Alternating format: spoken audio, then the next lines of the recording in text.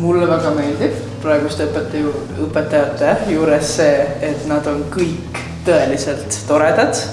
Nad on nii lahked ja toetavad ja naljakad ja lihtsalt nii võrratud. Mul oli elu sees olnud parem nii lahedaid õpetajad.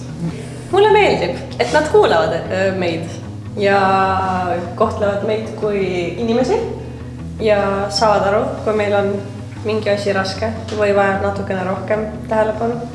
Alati, kui mina mingist teemast aru ei saa, siis õpetaja on hästi mõistvalt tuleb mulle vastu, sellepärast, et ta tahab veenduda, et ta seletab mulle teemat nii kaua, kuni mina lõpuks saan isiklikult teemast aru. Ma arvan, et õpetajatega on Torgis väga hea suhelda just sellepärast, et nad saavad aru, et me oleme inimesed. Nad on ka inimesed, ehk siis nad on väga vastutulelikud. Väga nooruslikud, ma ütleks.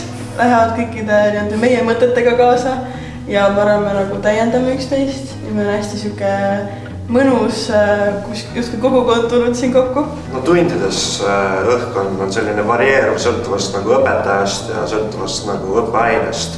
Aga muidu on tavaliselt hästi vaba ja loomulik õhkkond meil tundides.